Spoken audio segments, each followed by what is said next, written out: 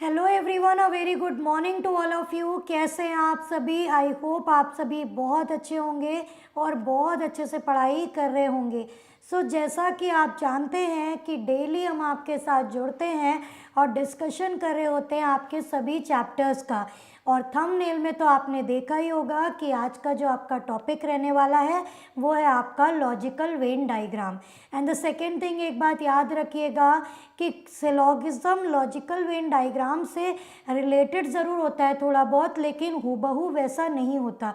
कुछ चीज़ें आपकी उसमें डिफरेंट होती हैं, क्योंकि जैसा इसका नाम है एक लॉजिकल वेन डायग्राम, मतलब आपको जो भी वर्ड्स दिए होंगे उनमें आपको एक लॉजिक देखना होगा और लॉजिक देख के तब उसके वेन डायग्राम को बनाना होगा। ठीक है, अभी हम इसके बारे में डिस्कस करेंगे। इससे पहले आइए देख लेते हैं आपका शेड्यूल। तो आपको पता है कि आपकी जो क्लास है वो मंडे से सैटरडे चलती है। ठीक है, जिसमें सुबह आपकी क्लास होती है 9 से 10 इकोनॉमिक्स की।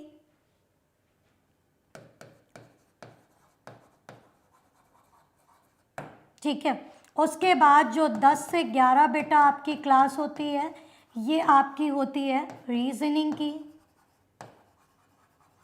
इसके बाद अगर हम बात करें बेटा तो 11 से 12 ये जो आपकी क्लास होती है बेटा ये आपकी साइंस की क्लास होती है। ठीक है, इसके बाद अगर हम बात करें तो शाम में 6 बजे आपकी क्लास होती है इंग्लिश की और 8 बजे आपकी क्लास होती है मैथ्स की। ठीक है, तो ये आपका प्रॉपर शेड्यूल है जो आपके साथ रहता है मंडे टू सैटरडे। ठीक है, चलिए अब डिस्कस करते हैं हम अपना लॉजिकल वेन डायग्राम कि क्या है और किस तरह से हम इसको बनाते हैं। बेटा बहुत ध्यान से पहला क्वेश्चन पढ़ना, पहले से 4 मतलब 1 से 4 में जो क्वेश्चन है वो एक जैसे हैं। ठीक, क्या बोला गया आपसे कि in the following question 3 classes are given out of the 5 figure that follow you are to indicate which figure will be the best represent the relationship among the 3 classes। मतलब आपको 3 वर्ड दिए होंगे और उन 3 वर्ड में आपस में बेटा जो रिलेशन होगा उसको आपको वेन डायग्राम की मदद से दिखाना होगा। ठीक, आइए पहला सवाल देखते हैं।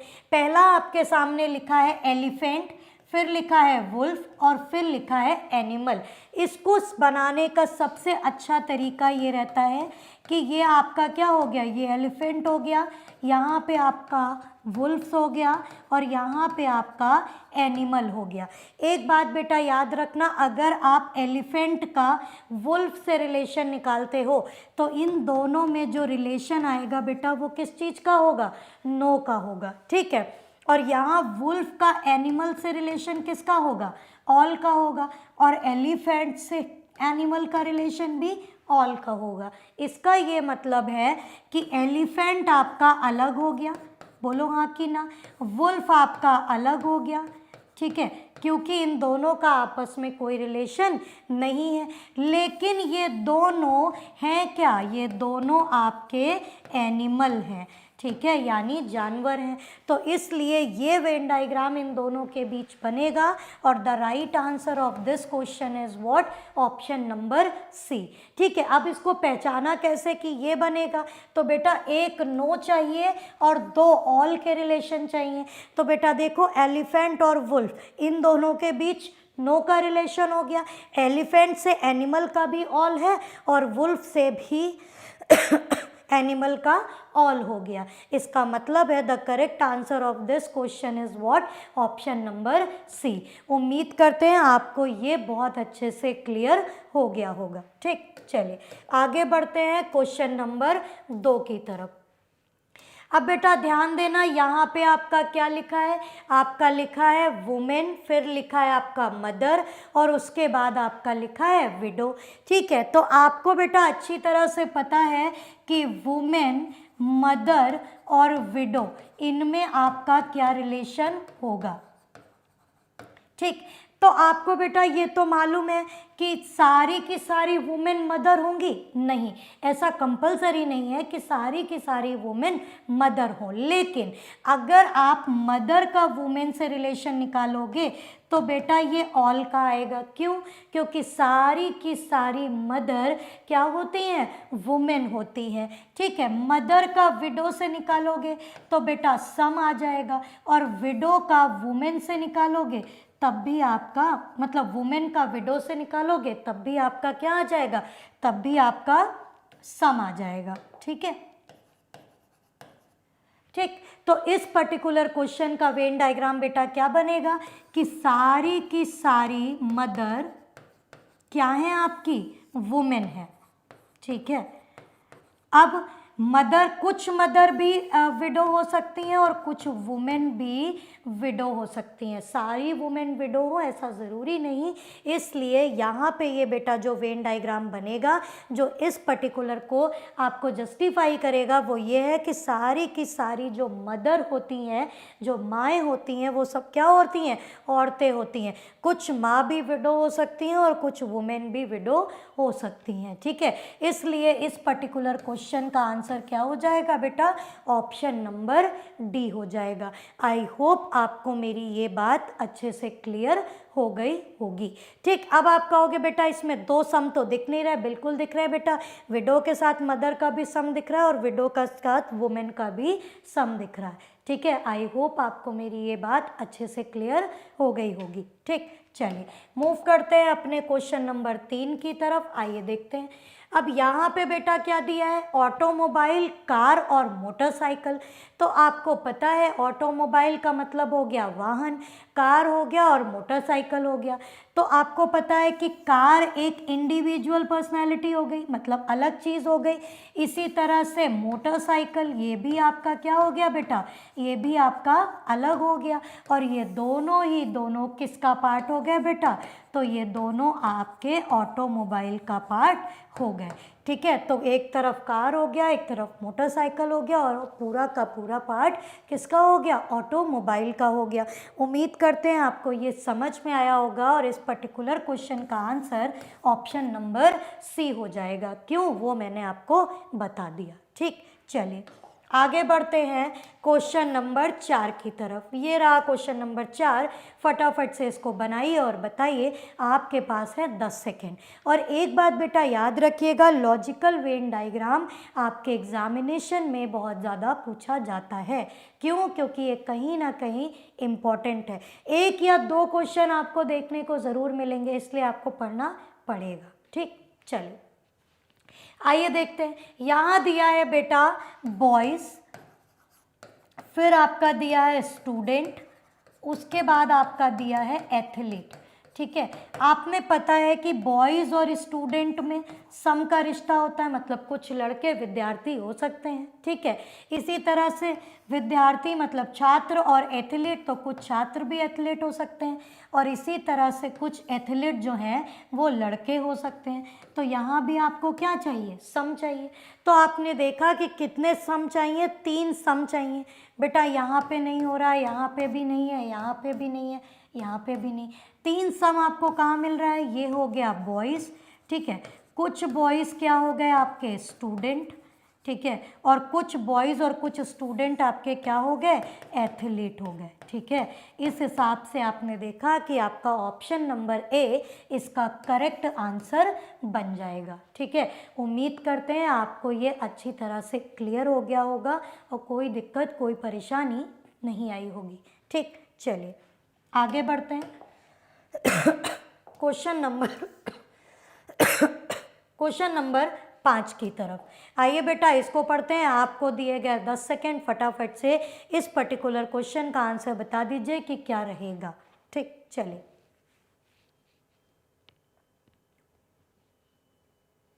देखिए। अब बेटा इसमें क्या दिया है? तो इसमें आपका दिया है माउंटेन, एक तरफ दिया है फॉरेस्ट, और फिर दिया है आपका अर्थ। तो आपको पता है बेटा कि ये आपका क्या हो गया? एक तरफ पहाड़ हो गया, तो माउंटेन आपकी एक अलग एंटिटी हो गई। इसी तरह से एक तरफ फॉरेस्ट हो गया, तो फॉरेस्ट भी आपका बेटा एक अलग एंटिटी हो गई, बोलिए हाँ कि ना। तो माउंटेन अलग, फॉरेस्ट अलग, लेकिन ये सारा का सारा है किसके अंतर्गत, तो आपको पता है ये सब का सब कहाँ है, ये सब का सब आपका अर्थ पे है, ठीक है, यानी पृथ्वी पे है। तो इसलिए पर्वत अलग, जंगल अलग, और ये दोनों का पार्ट किसके अंदर आएगा, ये आपका पृथ्वी में आएगा। सो the correct answer of this question is what, option number A. 5 सवालों का हमने आपके साथ डिस्कशन कर लिया। फटाफट से एक बारी कमेंट बॉक्स में टाइप कर दीजिए, क्या आपको यहाँ तक चीज़ें क्लियर हो गई, कोई दिक्कत कोई परेशानी तो नहीं आई, ठीक है। चलिए एक चीज़ और याद रखिएगा, उससे पहले बेटा आपको एक और चीज़ बता दें कि अगर हम बात करते हैं वेन डायग्राम की, ठीक है, तो वेन डायग्राम बेसिकली होता आपका 2 तरह का है, ठीक है। एक आपको लॉजिकल वेन डायग्राम देखने को मिलता है, ठीक है, जो अभी आप क्वेश्चंस कर रहे हैं इन्हें कहते हैं हम लॉजिकल वेन डायग्राम। और अभी जब आगे आप बढ़ोगे तो आप एक जगह देखोगे जिमेट्रिकल वेन डायग्राम, ठीक है। तो बेसिकली वेन डायग्राम बेटा 2 ही तरह का होता है, एक होता है आपका लॉजिकल वेन डायग्राम और दूसरा होता है आपका जिमेट्रिकल वेन डायग्राम, ठीक है। आई होप क्लियर होगा। लॉजिकल वेन डायग्राम जो बेटा अभी तक आप क्वेश्चंस देखते आ रहे हो इसे लॉजिकल वेन कहते हैं। जब हम आपको जिमेट्रिकल वेन डायग्राम का क्वेश्चन कराएंगे तो वहाँ पे हम आपको बिल्कुल बताएंगे कि what is called geometrical Venn diagram, ठीक है। चलो बढ़ते हैं क्वेश्चन नंबर 6 की तरफ। ये रहा आपका क्वेश्चन नंबर 6। यहाँ पे दिया है बेटा स्नेक, फिर दिया है लिजर्ड और फिर दिया है रेप्टाइल। तो बेटा आपको पता है कि स्नेक एक अलग एंटिटी हो गई है ना, इसी तरह से लिजर्ड एक अलग एंटिटी हो गई। अगर स्नेक और लिजर्ड में आपस में देखो तो उनमें आपस में कोई संबंध नहीं होता क्योंकि स्नेक अलग है और लिजर्ड अलग है। लेकिन ये दोनों का पार्ट क्या है, ये पूरे किस क्लास से बिलोंग करते हैं, तो बेटा ये रेप्टाइल क्लास से बिलोंग करते हैं, इसलिए इसका वेन डायग्राम आपका ये बनेगा, ठीक है। और ये वेन डायग्राम किससे मैच कर रहा है, तो ये वेन डायग्राम आपका ऑप्शन नंबर डी से मैच कर रहा है। आई होप आपको मेरी ये बात क्लियर हो गई होगी, ठीक। चलिए आगे बढ़ते हैं क्वेश्चन नंबर 7 की तरफ, ठीक है। क्या कहा गया बेटा, आइए पढ़ते हैं। इसमें कहा गया इलिटरेट दिया है, पुअर पीपल दिया है और अनएम्प्लॉयड दिया है। पहले बेटा आप बताओ कि इस पर्टिकुलर क्वेश्चन का आंसर क्या रहेगा, ठीक। चलिए जल्दी से बता दीजिए कि इस पर्टिकुलर क्वेश्चन का आंसर क्या रहेगा। देखिए बहुत छोटा सा चैप्टर है लॉजिकल वेन डायग्राम, बहुत बड़ा नहीं है, 2 चीज़ें 2 तरह के डायग्राम आपको पढ़ने हैं बस, ठीक। चलिए बताइए फटाफट से।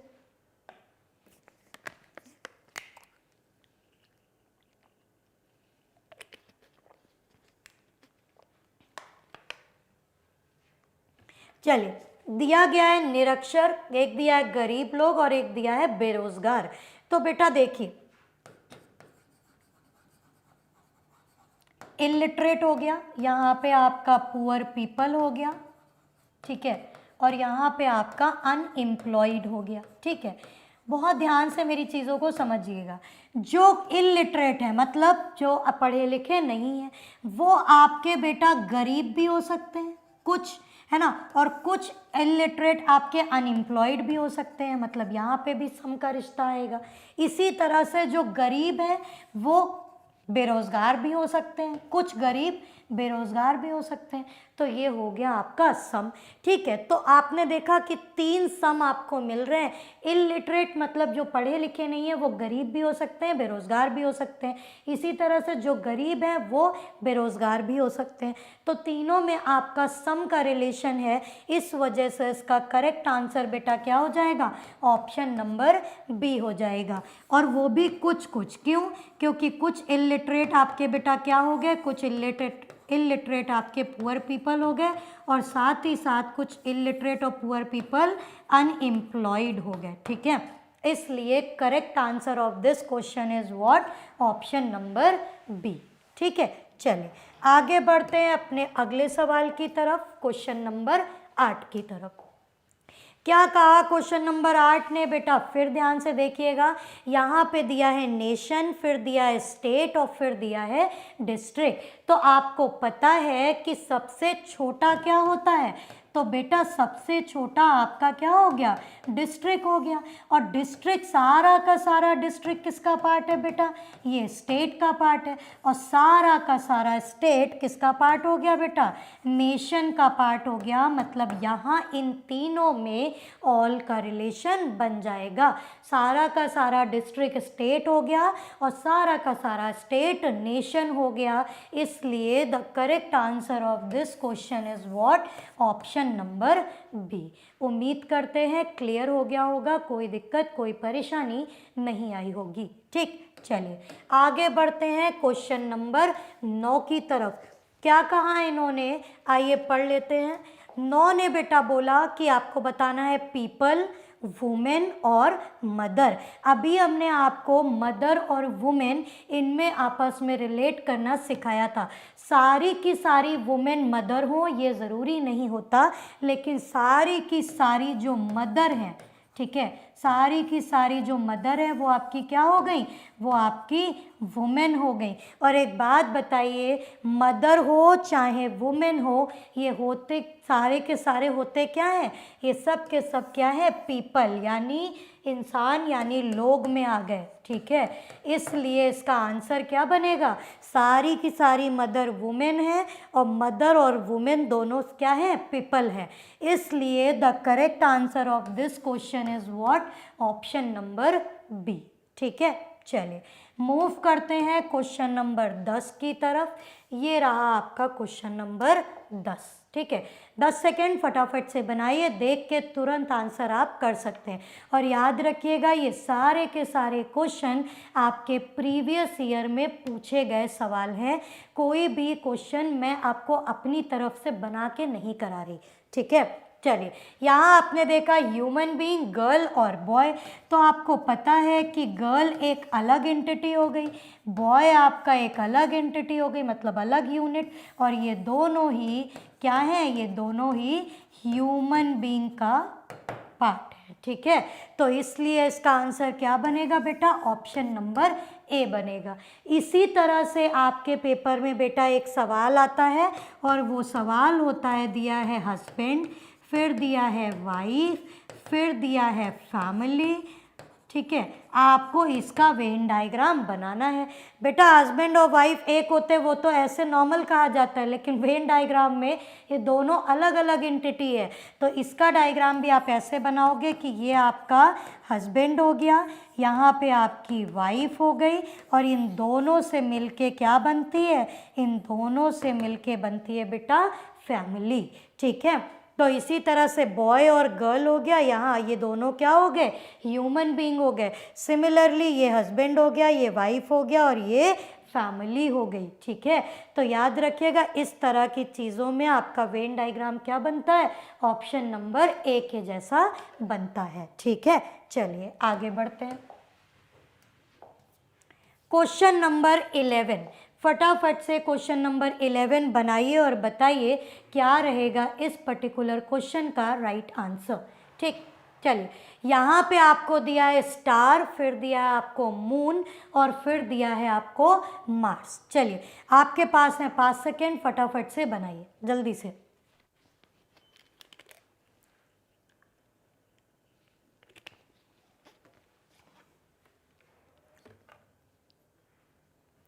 आइए इसको बनाते हैं बेटा। तो स्टार आपका अलग हो गया, बोलो हाँ कि ना। मून आपका अलग हो गया, ठीक है। और मार्स आपका प्लैनेट है, ये भी आपका अलग हो गया। अगर प्लैनेट दिया होता तब हम इसको कवर कर देते, ठीक है। तो यहाँ पे स्टार अलग एंटिटी है, मून अलग एंटिटी है और मार्स अलग एंटिटी है। आई होप आपको समझ आया होगा। ऑप्शन नंबर बी इस पर्टिकुलर क्वेश्चन का राइट आंसर है। ठीक, चलिए आगे बढ़ते हैं क्वेश्चन नंबर 12 की तरफ। ये रहा आपका क्वेश्चन नंबर 12। 5 सेकेंड फटाफट से बनाइए और बताइए क्या रहेगा इसका राइट आंसर। बहुत सारे स्टूडेंट बेटा इसमें कंफ्यूज हो जाते हैं कि ये कैसे बनाएं, ठीक है। अब यहाँ पे देखो आपने दिया है कर्ड। अब वो कर्ड देखते हैं तो उनको लगता है स्पून से रिलेशन है कि कर्ड को हम चम्मच से खाते हैं। जी नहीं, हम चम्मच से खाते हैं, हम हाथ से खाते हैं, उससे मतलब नहीं होता। वो पर्टिकुलर एंटिटी किस चीज़ में आ रही है और किस चीज़ से उसका रिलेशन बन रहा है, मैटर ये करता है। जैसे अगर हम बात करें कर्ड, कर्ड मतलब दही, तो दही जो है वो आता किस में है, वो बेटा खाने में ही तो आता है, दैट इज़ फूड का पार्ट है। तो सारा का सारा जो कर्ड है ये क्या हो गया, ये फूड हो गया। और जो स्पून है ये यूटेंसिल यानी बर्तन का पार्ट है। तो स्पून आपका अलग हो जाएगा यहाँ खाने से। ये नहीं कि हम चम्मच से कर्ड को खाते हैं इसलिए रिलेट कर दें, जी नहीं। यहाँ पे सारा का सारा कर्ड फूड हो गया और स्पून आपकी अलग एंटिटी है, वो आपका अलग आ जाएगा। सो the correct answer of this question is what, option number D. ठीक है, चलिए बढ़ते हैं आगे। क्वेश्चन नंबर 13, 10 सेकेंड जल्दी से इसका आंसर बताइए क्या होगा। टीचर, राइटर और म्यूजिशियन। चलिए, टीचर, राइटर और म्यूजिशियन। देखो बेटा, इसको बनाओगे तो आपको पता है कि कुछ जो टीचर हैं, ठीक है, वो आपके राइटर भी हो सकते हैं, ठीक है, और म्यूजिशियन भी हो सकते हैं। बोलो हाँ कि ना। ठीक है, इसी तरह से कुछ राइटर जो है वो म्यूजिशियन भी हो सकते हैं और आपके टीचर भी हो सकते हैं। ठीक है, तो आपने देखा कि इन तीनों के बीच सम का रिश्ता बनेगा, क्योंकि कुछ टीचर राइटर होते हैं और म्यूजिशियन भी, कुछ राइटर म्यूजिशियन भी हो सकते हैं और टीचर भी, और कुछ म्यूजिशियन टीचर भी हो सकते हैं और राइटर भी। So the correct answer of this question is what, option number B. ठीक, चलिए मूव करते हैं क्वेश्चन नंबर 14 की तरफ। आइए इसको बनाइए जल्दी से। यहाँ दिया है ऑर्नामेंट, फिर दिया है गोल्ड और फिर दिया है सिल्वर। चलिए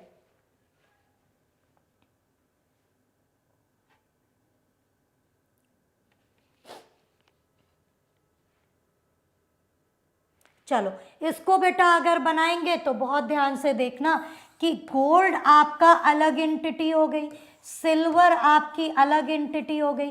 अगर इसमें डायमंड भी दे देता, प्लेटिनम दे देता, तो वो सब अलग अलग एंटिटी, गोल्ड अलग, सिल्वर अलग, डायमंड अलग, प्लेटिनम अलग। लेकिन ये सब का सब क्या है, ये है तो आभूषण यानी गहने बनते हैं, दैट इज, तो ये हो जाएगा ऑर्नामेंट्स। ठीक है, तो गोल्ड अलग हो गया, सिल्वर अलग हो गया, और ये सभी के सभी क्या हैं बेटा, ये सभी के सभी ऑर्नामेंट हैं।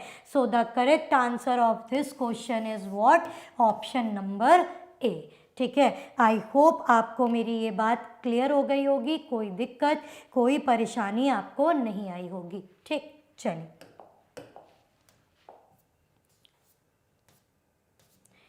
बढ़ते हैं क्वेश्चन नंबर 15 की तरफ। इसमें बेटा होगी कंफ्यूजन बहुत सारे लोगों को, फटाफट से इसको बनाइए। चलिए क्वेश्चन नंबर 15 इसको बनाइए और फिर मैं आपको बताऊंगी कि इसको मतलब इसमें क्या डायग्राम बनेगा। चलिए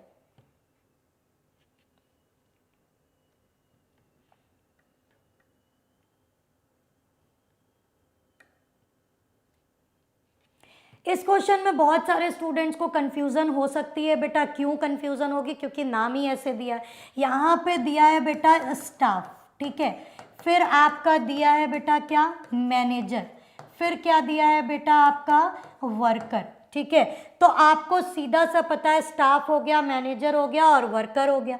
तो बेटा एक बात बताओ, जो मैनेजर है, ठीक है, जो मैनेजर है वो वर्कर भी हो सकते हैं, है ना। सारे मैनेजर वर्कर हो ये ज़रूरी नहीं है, लेकिन हाँ कुछ मैनेजर आपके क्या हो सकते हैं, वर्कर भी हो सकते हैं।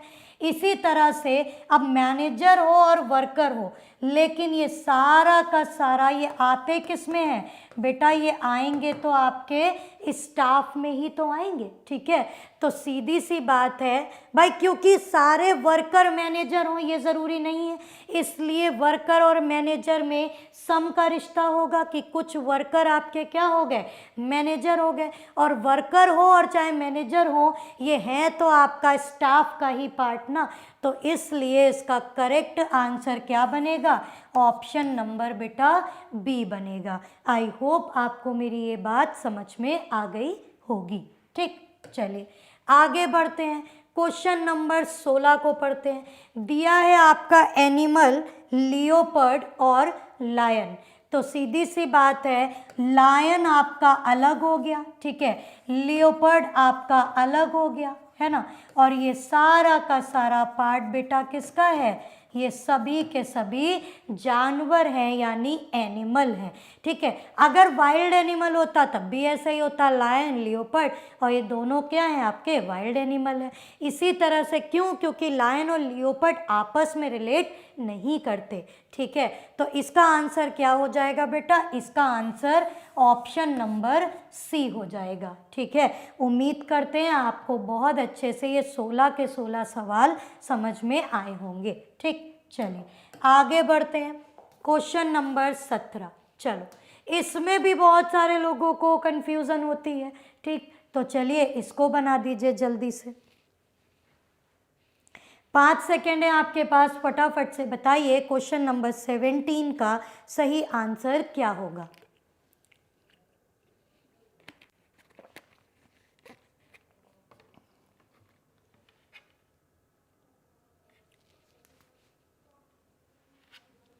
देखिए यहाँ पे बेटा क्या दिया है, यहाँ पे आपको दिया है शर्ट, फिर दिया है ट्राउज़र और फिर दिया है क्लोथ्स। अक्सर क्या होता है कि लोगों को शर्ट और ट्राउज़र मतलब उन्हें कन्फ्यूज़न हो जाती है कि साथ में तो पहनते हैं, जी नहीं, शर्ट आपका अलग एंटिटी हो गई, ठीक है, ट्राउज़र आपका अलग एंटिटी हो गया, ठीक है, और ये दोनों के दोनों हैं क्या, ये दोनों के दोनों क्लोथ्स हैं, तो इनमें आपस में रिलेशन किसका होगा, ऑल का होगा। तो शर्ट अलग हो गया, ट्राउज़र अलग हो गया, अगर टाई कोट पैंट कुछ भी होगा ये सब अलग अलग हो गया, और ये सारे के सारे आते किसमें, कपड़े में, इसलिए यहाँ पे क्लोथ के साथ इनका ऑल का रिलेशन बन जाएगा। सो the right answer of this question is what, option number A. उम्मीद करते हैं क्लियर हो गया होगा। चलिए आगे बढ़ते हैं क्वेश्चन नंबर 18 की तरफ। चलिए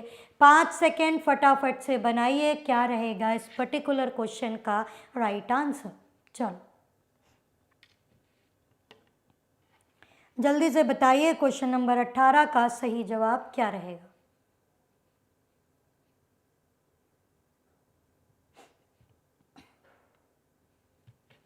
आइए देखते हैं बेटा, यहाँ दिया है बर्ड, ठीक है, फिर आपका दिया है पैरेट, ठीक है, फिर आपका दिया है स्नेक। आपको पता है कि ये हो गया पैरेट, ठीक है, और सारी पैरेट आपकी क्या होती हैं बेटा, बर्ड होती हैं, ठीक है, तो इनके बीच तो आपने देखा ऑल का रिश्ता हो गया, लेकिन पैरेट और स्नेक के बीच नो, और बर्ड और स्नेक के बीच में भी नो। इसका मतलब सारी की सारी पैरेट आपकी बर्ड हो गई, और जो स्नेक है वो बेटा आपका कहाँ आ गया, तो स्नेक आपका अलग हो गया। और ऐसा वेन डायग्राम आपको कहाँ दिख रहा है। So the right answer of this question is what, option number D. ठीक है, उम्मीद करते हैं क्लियर हो गया होगा। चलिए आगे बढ़ते हैं क्वेश्चन नंबर 19 की तरफ। ठीक है, ये रहा, यहाँ दिया है बेटा अंकल, रिलेटिव और रिच। जरा इसे बनाइए, जब आप इसे बनाएंगे तो इसमें भी आपको थोड़ी थोड़ी कन्फ्यूज़न बिल्कुल दिखेगी। ठीक है, चलिए बनाइए, फिर हम इसे बनाते हैं और बताते हैं कि इनके बीच का रिलेशन क्या होगा। चलिए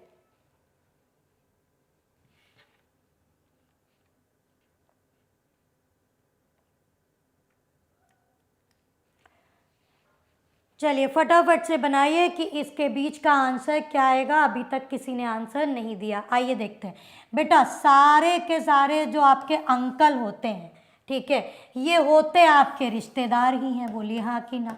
चाचा चाची, मामा मामी, बुआ फूफा, ठीक है, मौसा मौसी, ये सब है क्या, रिलेटिव्स हैं।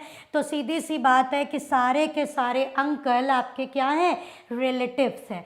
अब एक बात बताओ, रिच दिया है एक वर्ड, तो कुछ अंकल आपके रिच हो सकते हैं, ऐसा थोड़ी कि सारे के सारे चाचा आपके अमीर हैं, ठीक है। तो कुछ आपके रिच हो सकते हैं, सारे के सारे रिलेटिव रिच हो ये भी ज़रूरी नहीं है, लेकिन अंकल और रिलेटिव का रिच से रिश्ता कुछ का हो सकता है, ठीक है। मतलब सारे के सारे अंकल क्या हो गए, रिलेटिव हो गए, और कुछ अंकल भी आपके अमीर है और कुछ रिलेटिव्स भी आपके अमीर है, यानी रिच है, ठीक है। So the correct answer of this question is what, option number D, ठीक है। उम्मीद करते हैं क्लियर हुआ होगा, कोई परेशानी नहीं आई होगी। मूव करते हैं क्वेश्चन नंबर 20 की तरफ। चलो बेटा फटाफट से बताओ कि क्या रहेगा क्वेश्चन नंबर 20 का सही आंसर। चलिए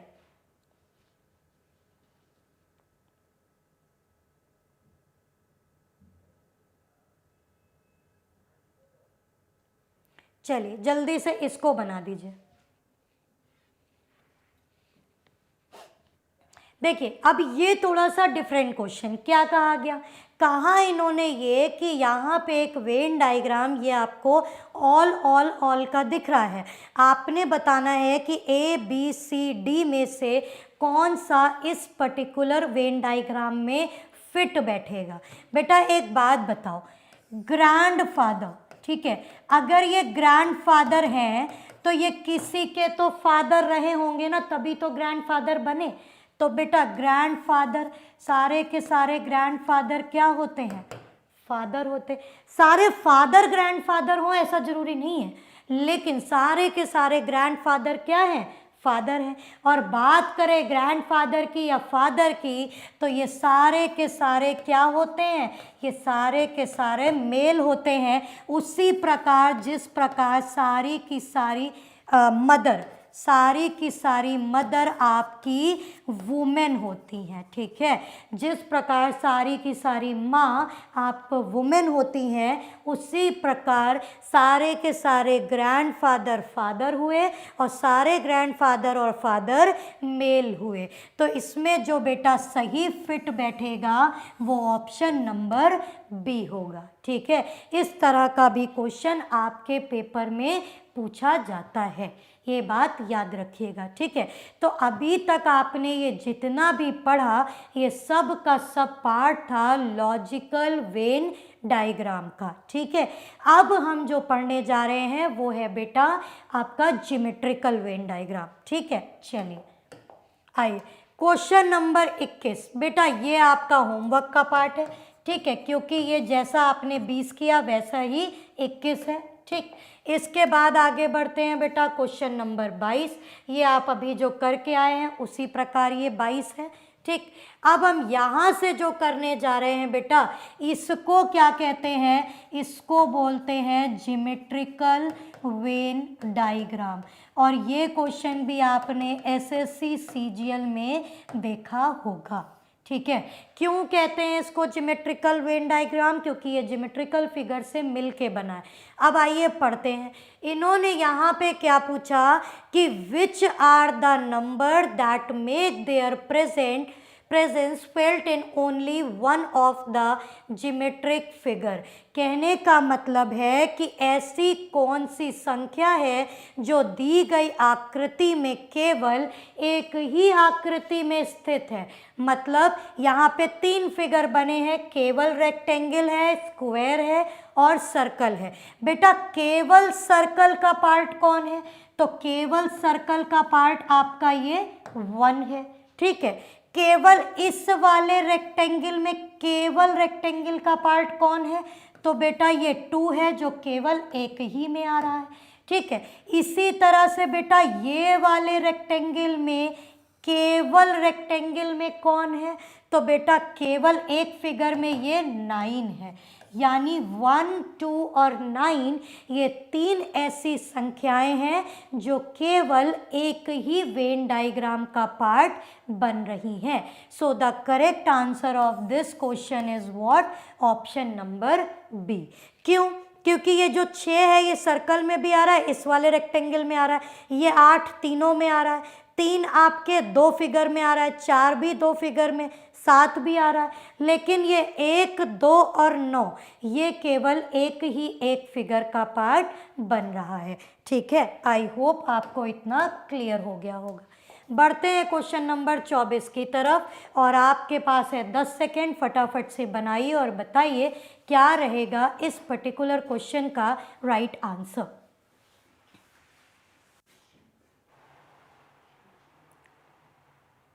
चलिए जल्दी से बेटा इसका आंसर दीजिए कि इसका आंसर क्या होगा।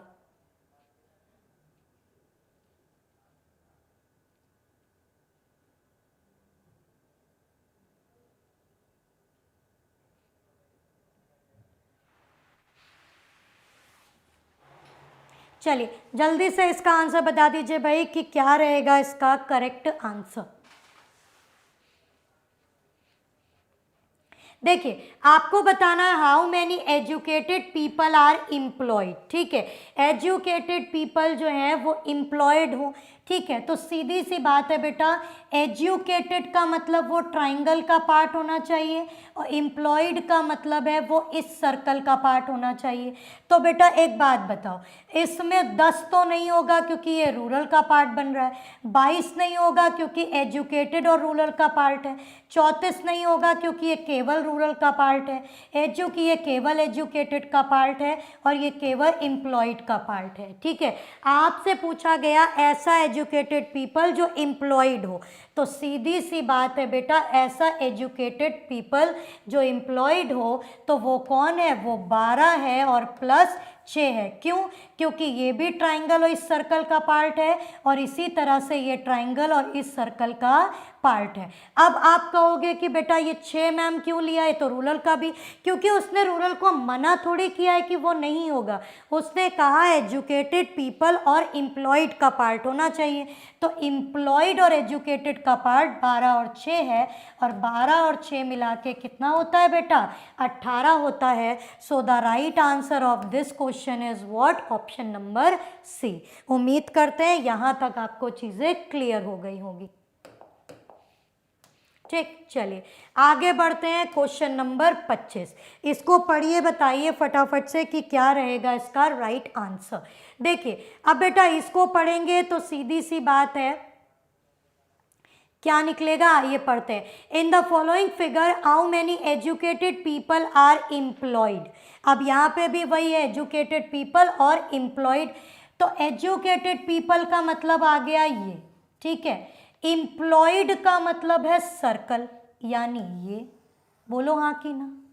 ठीक, अब ध्यान देना, इसका और इसका पार्ट होना चाहिए, तो इसके और इसके पार्ट में कौन कौन, ये 8 नहीं होगा क्योंकि ये केवल एजुकेटेड है, 11 नहीं होगा और 17 भी नहीं होगा। क्यों? क्योंकि ये केवल एजुकेटेड और बैकवर्ड हो गया। ठीक है, यहाँ से देखो बेटा 5 नहीं होगा क्योंकि ये 5 बैकवर्ड और एम्प्लॉयड है, हटाओ इसको। केवल 7 नहीं होगा क्योंकि ये आपका एम्प्लॉयड है। आपसे बोला गया एजुकेटेड पीपल जो एम्प्लॉयड है, तो एजुकेटेड पीपल एम्प्लॉयड में 6 आ रहा है और ये 3 आ रहा है, तो 6 + 3 = 9। सो the correct answer of this question is what, option number D. उम्मीद करते हैं यहाँ तक चीज़ें आपको क्लियर हो गई होंगी। ठीक, चलिए आगे बढ़ते हैं क्वेश्चन नंबर 26 की तरफ। चलिए इसको देखते हैं कि इन्होंने यहाँ पे क्या कहा। चलिए बताइए फटाफट से, how many pens are blue. कितने ऐसे पेन हैं जो ब्लू हैं। देखिए अब जब आपको ये बताना है कितने ऐसे पेन हैं जो ब्लू हैं, उसने ये नहीं कहा कितने ऐसे पेन हैं जो केवल ब्लू है। दोनों में डिफरेंस समझिएगा बेटा, एक वर्ड लगता है ओनली जो मीनिंग बदल देता है। अगर वो ये कहता कितने ऐसे पेन हैं जो केवल ब्लू हैं तो उनमें हम ब्लैक काउंट नहीं करते, लेकिन उसने ये कहा है कि ऐसे पेन बता दो जो ब्लू है। 13 नहीं होगा क्योंकि ये ब्लैक का पार्ट है। ठीक है, पेन का पार्ट ये वाला बन रहा है, बोलो हाँ कि ना। ठीक, और ब्लू का पार्ट ये बन रहा है, मतलब इन दोनों में आने वाली संख्या, ये तो केवल इसमें आ रही है, ये भी केवल इसमें आ रही है, ये ब्लैक वाले में आ रही है और पेन में आ रही है, ठीक है। ये केवल ब्लू में आ रही है, हमने कट कर दिया। हमें चाहिए पेन और ब्लू का पार्ट, तो पेन और ब्लू का पार्ट ये हो गया 19 + 4, और 19 और 4 कितना होता है, 23 होता है, ठीक है। So the correct answer of this question is what, option number A, that is 23, ठीक। चलिए मूव करते हैं क्वेश्चन नंबर 27 की तरफ। आपने बताना है how many bottles which are not brown, ऐसी बॉटल जो ब्राउन नहीं है। तो बेटा एक बात बताओ, ऐसी बॉटल जो ब्राउन नहीं है, ठीक, तो ब्राउन को एलिमिनेट करो।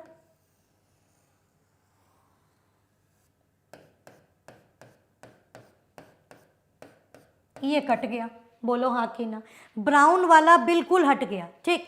अब बॉटल का पार्ट बनना चाहिए। ये केवल बॉटल दिखा रहा, सॉरी ये केवल प्लास्टिक दिखा रहा है, ये केवल प्लास्टिक दिखा रहा है। आपने बताना है ऐसी बॉटल जो ब्राउन नहीं है। अगर बॉटल ब्राउन नहीं है तो बॉटल क्या है, प्लास्टिक है, ठीक है। तो बॉटल और प्लास्टिक में कौन कौन, 31 + 26 + 1, ठीक है। तो 31 प्लस यहाँ आ गया 27, 7 और 1 8, 3 और 2 5, मतलब 58 is the correct answer, that is option number A इसका बिल्कुल सही जवाब होगा। और उम्मीद करते हैं सभी को ये बात अच्छे से क्लियर हो गई होगी, ठीक। चलिए मूव करते हैं क्वेश्चन नंबर 28 की तरफ। आइए इसको पढ़ते हैं और फिर इसको बनाते हैं, ठीक। चलिए, इन the following figure square represent painter, मतलब ये जो स्क्वायर है ये किसको दिखा रहा है बेटा, ये आपका पेंटर दिखा रहा है। ट्राइंगल का मतलब है वुमेन, ये ट्राइंगल जो है ये वुमेन को दिखा रहा है। सर्कल जो है ये किसको दिखा रहा है बेटा, अकाउंटेंट को दिखा रहा है, ठीक है। और जो रेक्टेंगल है ये अमेरिकन को दिखा रहा है, बोलो हाँ कि ना। उम्मीद करते हैं क्लियर हुआ होगा, कोई समस्या नहीं। पूछा which set of letter represent American who are not accountant, ऐसे अमेरिकन जो अकाउंटेंट नहीं है। अकाउंटेंट वाले को हटाओ, ये अकाउंटेंट है, सब गायब कर दो, बोलो हाँ कि ना। ऐसे अमेरिकन जो अकाउंटेंट नहीं है, अमेरिकन चाहिए। अच्छा ये तो केवल वुमेन है, हटाओ, ये केवल अमेरिकन है। एक मिनट, हाँ जी, यहाँ देखिएगा कि आपका ये जो F है ये केवल वुमेन है, इसको हटा दीजिए। यहाँ पे ये I है, ये केवल का केवल पेंटर है, इसको हटा दीजिए। आपने चाहिए अमेरिकन जो अकाउंटेंट ना हो। अब वो अमेरिकन बचे हुए अमेरिकन कितने हो गए, तो अमेरिकन बेटा ये भी है और अमेरिकन ये भी है। वो अमेरिकन वुमेन हो सकता है, अमेरिकन पेंटर भी हो सकता है, लेकिन अकाउंटेंट नहीं होना चाहिए। अकाउंटेंट वाले हटा दिए, केवल वुमेन हटा दिया, केवल पेंटर हटा दिया। बचा कौन, ये G और H बचा जो अमेरिकन था। तो जो अमेरिकन जो अकाउंटेंट नहीं है, that is option number B इसका बिल्कुल सही जवाब होगा, ठीक है। चलिए आगे बढ़ते हैं क्वेश्चन नंबर 29 की तरफ। आपके पास है 5 सेकेंड, फटाफट से बनाइए और बताइए क्या रहेगा इसका करेक्ट आंसर। तब तक मैं आपका ये रिप्रेजेंट कर देती हूँ। स्क्वायर रिप्रेजेंट कर रहा है फार्मासिस्ट को, ठीक है, कोई दिक्कत नहीं। ट्राइंगल रिप्रेजेंट कर रहा है डांसर को, कोई दिक्कत नहीं है। सर्कल रिप्रेजेंट कर रहा है गायनिकोलॉजिस्ट को, कोई दिक्कत नहीं है। और रेक्टेंगल रिप्रेजेंट कर रहा है वुमेन को, बोलो हाँ कि ना, इतने में कोई दिक्कत नहीं। हमें क्या चाहिए, set of letter which represent gynaecologist who are neither women nor dancer. Dancer वालों को हटाओ, ये डांसर है इन्हें हटाओ। वुमेन है, इस वुमेन को हटाओ, वुमेन हटा दो, ठीक। वुमेन हट गई और हमें डांसर भी नहीं चाहिए, डांसर भी हट गई, ठीक है। केवल फार्मासिस्ट भी हट गया, ठीक है। अब बेटा कौन सा बचा, आपको गायनिकोलॉजिस्ट चाहिए था, जो तो गायनिकोलॉजिस्ट में H भी है और C भी है। So the correct answer is what, option number D, that is CH। क्योंकि डांसर और वुमेन नहीं चाहिए थी, गायनिकोलॉजिस्ट के साथ फार्मासिस्ट हो सकती है, ठीक है। डांसर और वुमेन बना है। So the correct answer is what, option number D, that is CH। Last question of today, that is question number 30। ठीक है, आइए चलिए इसको पढ़ते हैं। बोला गया जो स्क्वायर है वो रिप्रेजेंट कर रहा है आर्टिस्ट को, ये आर्टिस्ट हो गया, इतने में कोई दिक्कत किसी को नहीं हुई होगी। ठीक है, इसके बाद बेटा देखो ट्राइंगल रिप्रेजेंट कर रहा है मिलिट्री ऑफिसर को, ये एमओ हो गया। सर्कल रिप्रेजेंट कर रहा है कलेक्टर को, ये कलेक्टर हो गया, कोई दिक्कत नहीं। और रेक्टेंगल रिप्रेजेंट कर रहा है फादर को, ये फादर हो गया, बोलो हाँ कि ना। अब बेटा बताना है set of the letter which represent collector, जो कलेक्टर का पार्ट हो, आइदर मिलिट्री ऑफिसर और फादर, या तो मिलिट्री ऑफिसर या फिर फादर। बेटा केवल आर्टिस्ट को एलिमिनेट कर दो, केवल फादर को एलिमिनेट कर दो। ठीक है, केवल कलेक्टर को हटा दो। ठीक है, इसी तरह से केवल मिलिट्री ऑफिसर को हटा दो। मतलब एक ऐसा कलेक्टर जो आइदर ऑफिसर हो या फिर फादर हो, तो वो कौन बचे, ए, बी और जी बचा। So the correct answer of this question is what, option number C. अब आप कहोगे मैम ये जो ए तो आर्टिस्ट का पार्ट है, बेटा ये फादर का भी पार्ट है, इसलिए उसमें कंसिडर किया जाएगा एक ऐसा कलेक्टर जो आपके फादर का भी पार्ट है और मिलिट्री ऑफिसर का भी। So the right answer is what, option number C. ठीक, चलिए अब आगे देख लीजिए बेटा क्वेश्चन नंबर 31, 32, 33, 34 और 35, ये 5 क्वेश्चन हैं आपके होमवर्क क्वेश्चन। उम्मीद करते हैं आपको लॉजिकल वेन डायग्राम समझ आया होगा और घर पे पीडीएफ डाउनलोड करके इन 5 क्वेश्चन को ज़रूर सॉल्व करिएगा और कमेंट बॉक्स में टाइप करके ज़रूर बताइएगा। नेक्स्ट क्लास में हम फिर मिलेंगे एक नए टॉपिक के साथ। तब तक के लिए अपना ख्याल रखिए, खुश रहिए, पढ़ते रहिए। Bye bye, take care, thank you so much.